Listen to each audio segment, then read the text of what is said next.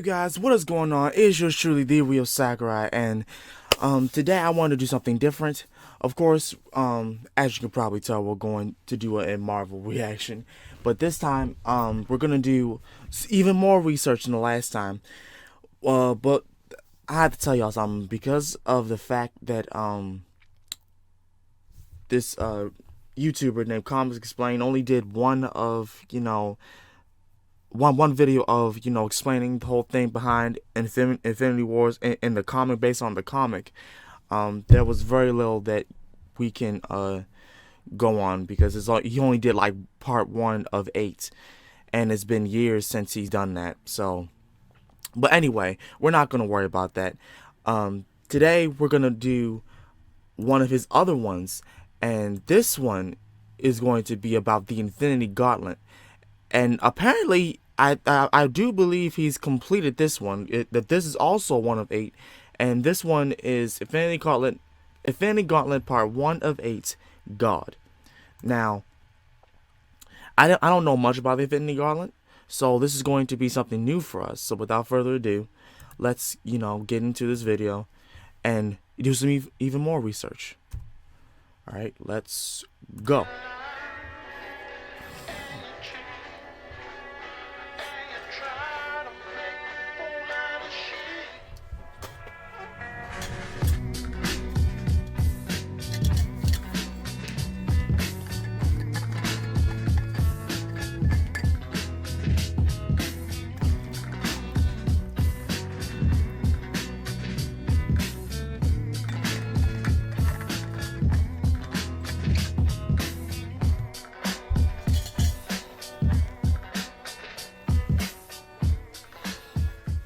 So after months of speculating, after months of postponements and so on, we're finally getting around to doing the Infinity Gauntlet storyline.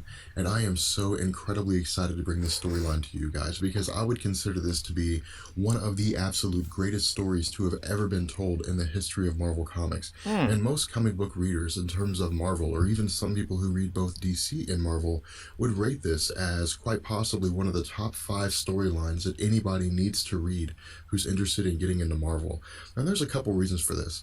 Right now, it looks as though almost everything that's taking place in Marvel Comics, in the Marvel Cinematic Universe, is moving towards this event, is moving towards this massive spacefaring venture involving Thanos and a multitude of superheroes. But the other side of this coin is that a lot of the people that we'll see in here, we may not see, just because of the fact that Marvel doesn't own the rights to these characters, namely the Silver Surfer, who is a major character in this story. But what we're also going to see with this Infinity... Just wanted to point out, he's right, because 21st Century Fox owns the rights to, the Fantastic Four, the X-Men, and all that.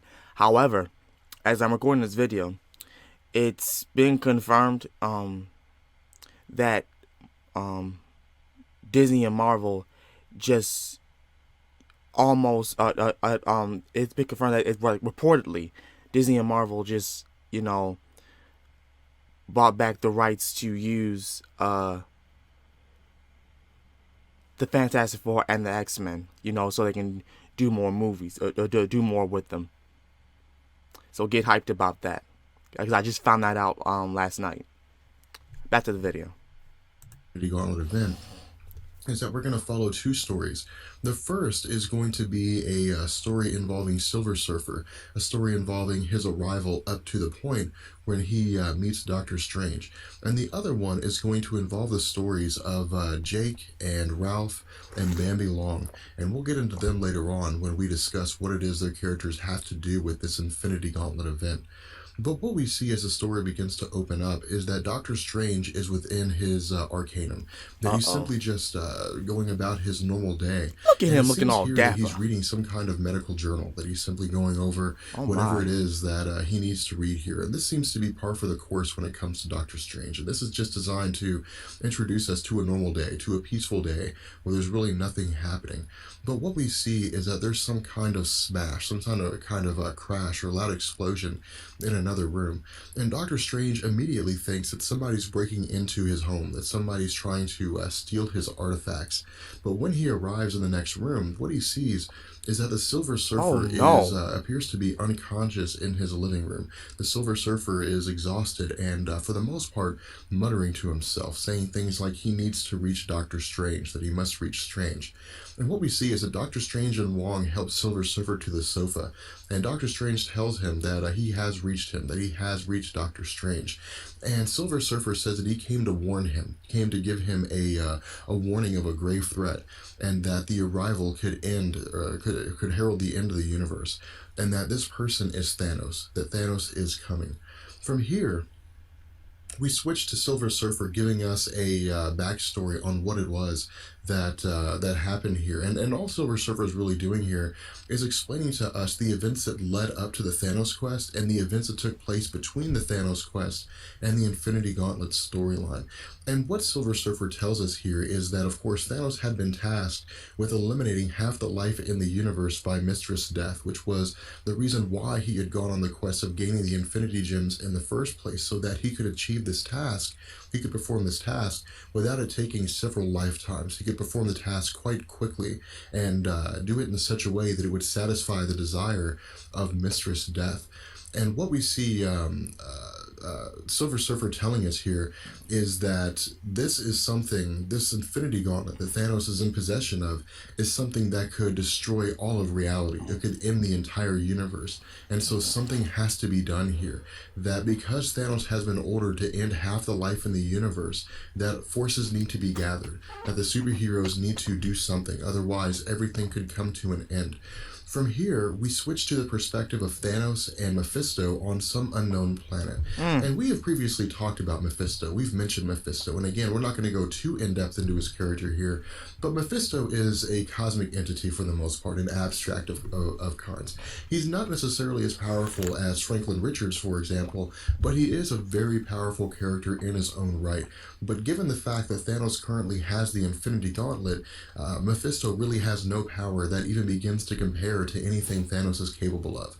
Damn. And Mephisto, while he initially appears to be here as an ally, while he initially appears to be here as someone who can provide small baubles of wisdom for Thanos as he's learning how to use this kind of power wisely and effectively, what we'll see is that Mephisto actually has his own agenda here. He actually has his own plans and his own machinations, which will come to fruition later on.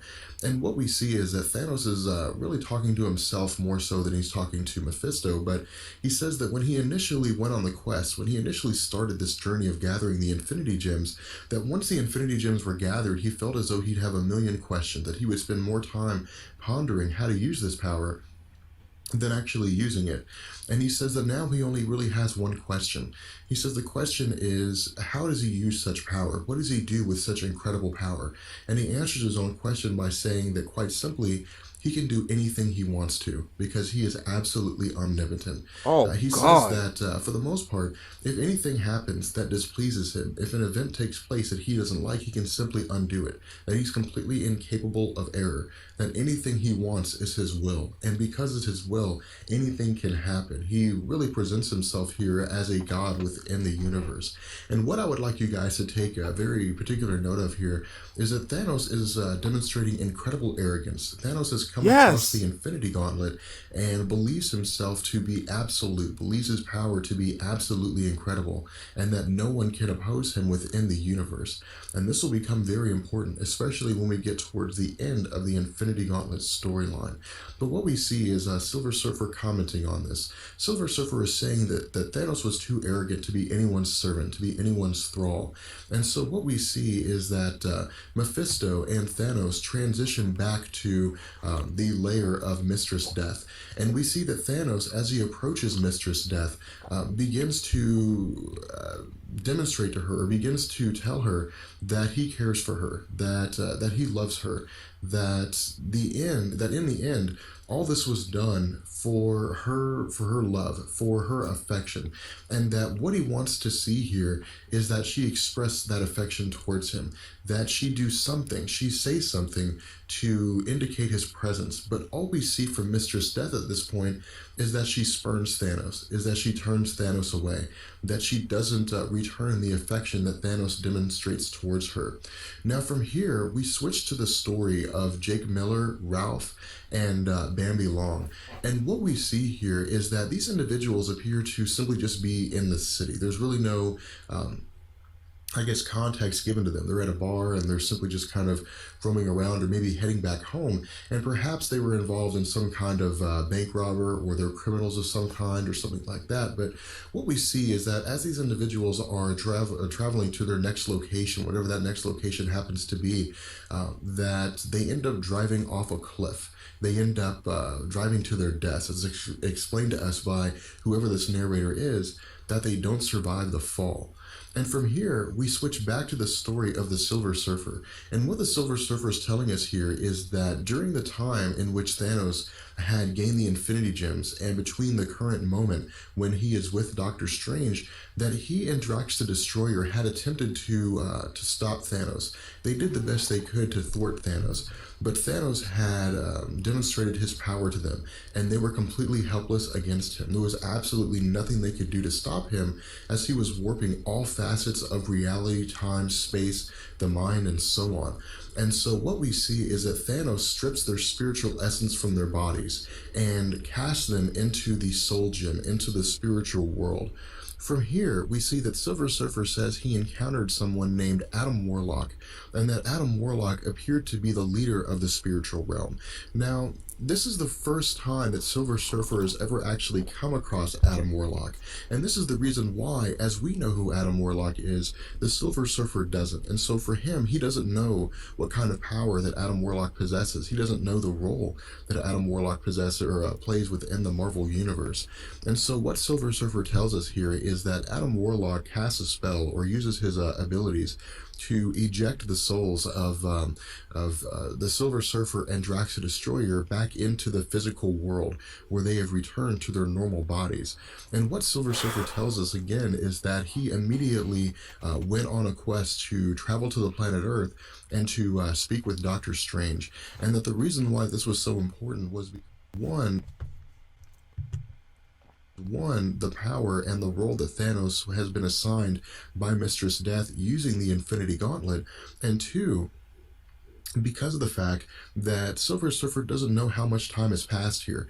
He doesn't know if he was trapped within the Soul Gem for days or weeks or minutes or seconds. And so his immediate goal here is to attract the attention of Doctor Strange. At this point, we switch back to the story of Jake Miller, to Ralph, and to Bambi Long. And what we see is that this narrator is telling us that the big guy, it seems to be the guy in charge, had waited until things cooled down before they all went in. And what we see is that three bright lights travel into the spiritual world, or into the physical world, and take over the bodies of Jake Miller, Bambi Long, and Ralph. And we see that Ralph is a little upset by this. Ralph reacts to this, saying that this body is totally destroyed. These bodies are dead, and that they can't simply just travel around looking like this, that they have to find some way to, at the very least, be discreet. And what we see is that the person who is in possession of Jake Miller's body says that his powers are for healing and modifying these bodies so that they can suit their needs. And so what we see is Jake Miller saying that because of the fact that he is the least injured, that he will go into the motel that they've come across and secure their lodging. From here, we see that Bambi Long's skin appears to be turning green, which of course seems to be something that she's happy with, something that she very much enjoys. At this point, we travel back to the story of Mephisto and Thanos within the realm of Mistress Death. And again, all we really see going on here is that Mistress Death is simply continuing to scorn Thanos, that she does not return the affections that Thanos has demonstrated towards her. And she's constantly quiet towards him. She refuses to speak to him. She refuses to look at him. That even if she does look at him, she looks at him with a glance, with a scornful glance, and simply just turns away. And what we see Thanos doing is trying to reason with her. Thanos is telling her that previously, before he gained the power of the Infinity Gauntlet, that he was simply a servant towards her, but now he is her equal, that she deserves better than a servant. She deserves some kind of a mate. And so Thanos views himself as somebody that could stand in the role of being an equal. But then we see his mind and we see his arrogance begin to demonstrate itself. And he says that he shouldn't just be an equal to Mistress Death, that he should be superior to Mistress Death.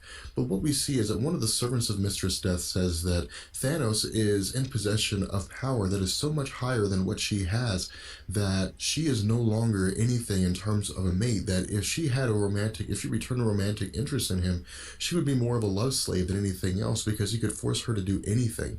And so what we see is that Thanos replies to this by saying that she is the keeper of his heart, that he loves her with everything that he has. But this individual says, this servant says, because of the power that he possesses, that his love is stifling, that his love is bondage. Thanos says no. He says that his love is worship, that there should be shrines built to Mistress Death, that there should be shrines built to her greatness. And so what we see is that Thanos, in the vastness of space, or in the depth of space, physically creates a shrine and transports all of them to it, which is simply just Thanos using the reality gem He can do whatever he wants for his own end. And this is, for the most part, where we will see Thanos remain for the remainder of the Infinity Gauntlet. This man is crazy. We won't really see Thanos transition anywhere or go anywhere else except for this place. And this is very important, because what we'll see is a massive event taking place. We will see a multitude of superheroes and cosmic entities descend on this place in an effort to stop Thanos.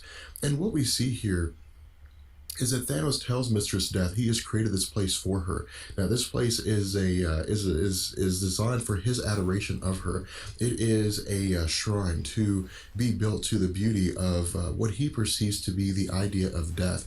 We see that he creates two chairs to sit side by side with one another, and that he and Mistress Death will sit together for all eternity, and they will shape the future of the universe. They will make the universe as they see fit. They will decide who lives and who dies. They will decide what's created and what's destroyed. But what we see is that Mistress Death continues to spurn Thanos, that she continues to reject any advancements that he makes, that she continues to reject any affection that he demonstrates. Yeah, because she knows he's wrong. He's wrong about what he's doing. Thanos uses his abilities with the Infinity Gauntlet to do what he considers to be yet another instance of impressing Mistress Death. And what he does here is he brings back Nebula. Now, Nebula had previously presented herself to Thanos as his granddaughter, as the granddaughter of Thanos. And Thanos had taken her on as his charge, but eventually the time came when Thanos realized that she was lying, that she was not his granddaughter, that she was simply just a space pirate. And so what we see Thanos doing is warping her body, transforming her body, and turning her into a corpse, more or less. She's neither truly alive nor truly dead. She's just a corpse, and she can never really experience anything other than absolute pain and the inability to stop that pain, as well as the inability to simply die. And Thanos does this as a creation for Mistress Death. He does this to, I guess, as a comment of sorts on the perversion of life and the beauty of death. But what we see is that Mistress Death appears to be appalled by this. She appears to be absolutely disgusted by this. And so she again turns her back on Thanos. From here, we see Thanos getting angry with Mistress Death. Thanos screams at her, he yells at her not to turn her back on him, that she needs to face him. And what we see is this servant begins to speak again with Thanos and says that that these empty boasts that he's making, that these disdainful actions that he's committing are not impressing Mistress Death, that they are not pleasing Mistress Death. And so we see Thanos destroys this servant. From here, Thanos completely shows I guess, not necessarily a 180 in terms of his affection of Mistress Death, but his anger with Mistress Death, and saying that she will either speak to him directly or not at all. And what we see is that Thanos continues to be angry. But we also see Mephisto playing on this role of Thanos. We see Mephisto playing on this anger that Thanos has for Mistress Death. And what he says is that perhaps it's something that Thanos hasn't done, the role that Thanos hasn't fulfilled. And this is when Thanos realizes that he has not done what Mistress Death asked him to do, that Thanos has not eliminated half the life in the universe. And so what we see going on here is one of the single most memorable moments in the history of comic books. When we see Thanos apologize to Mistress Death, we see Thanos saying that he's sorry, that he realizes she's angry with him because his behavior has been inexcusable, that rather than performing the task that she had assigned him, that he had refused to do it or simply ignored it, and then didn't understand why it was that she was angry in the first place. And so what we see is that Mephisto's shocked to see that this will actually happen, and Thanos walks to the edge of the shrine and snaps his fingers. And when Thanos snaps his fingers, it results in half the life in the universe being totally eradicated. From here, we switch to Spider-Man. And Spider-Man is traveling through New York City. He's simply swinging from one building to another, and it's his normal night in terms of looking around to see if there's any And kind he of feels crime it. going on. And for the most part, he says that that he's calling it a night, that he's bringing this to an end, and that he's heading home. But then a sudden wave of vertigo hits him, and it seems as though his spider sense is going totally awry. From there's a reaction to everybody. People are freaking out because people are simply just vanishing, that people are simply just Oh disappearing shit. off the face of the planet, but nobody knows why.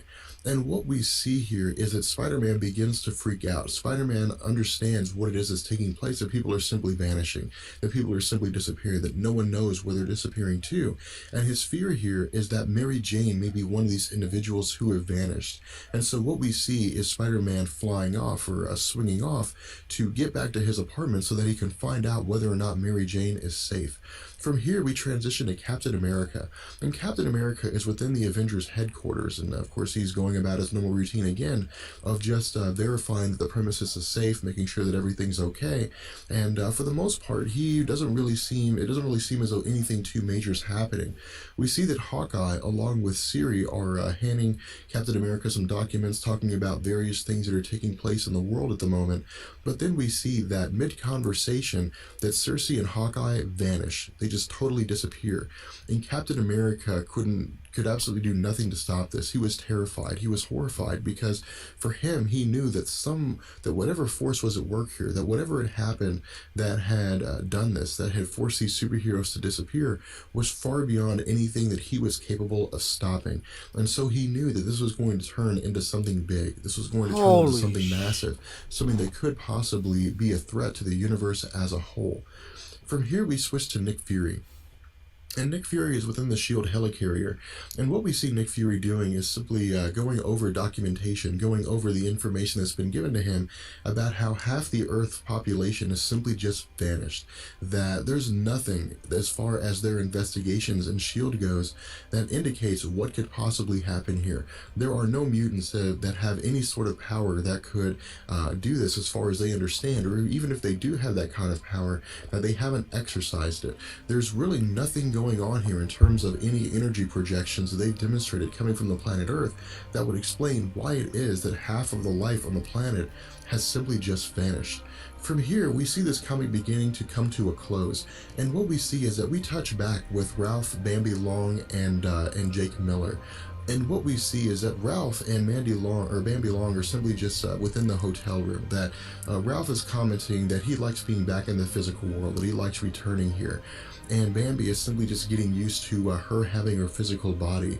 But what we see is that Bambi disappears as Ralph is looking at her, that she simply just vanishes. And Ralph begins to panic. Ralph doesn't know what to do here. And so what we see is that Ralph runs to the next room, and he tries to tell Jake Miller that Bambi has simply vanished, that he doesn't know where she went to. But what we see is that in place of Jake Miller is a cocoon, indicating to us that Adam Warlock is returning to the physical universe. With that being said, we're going to go ahead and bring this video to an end. I hope you guys enjoyed God. it. If you did, let me know, and I will catch you guys later. Oh my God. Oh my God. Oh my ever-loving Jesus. So much just happened. Now I'm even more hyped about the movie because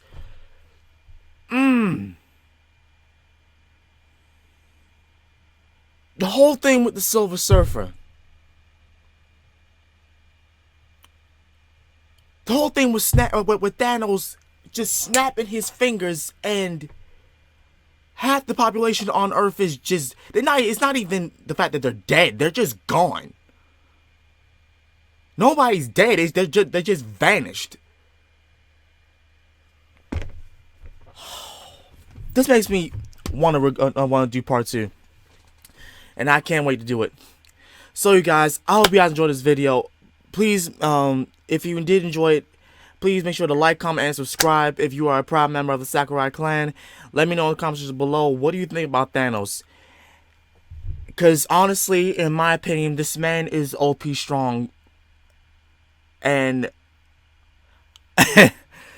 oh my god,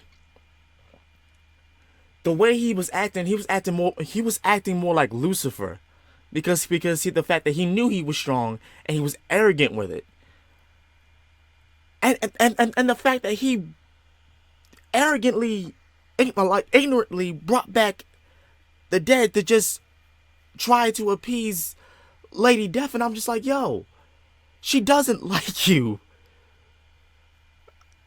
Oh my god. Oh my god. Anyway, let me know in the comment section below what you think about Thanos and this whole storyline. As such, this has been The Real Sakurai, and I will most definitely see you guys next time. Peace.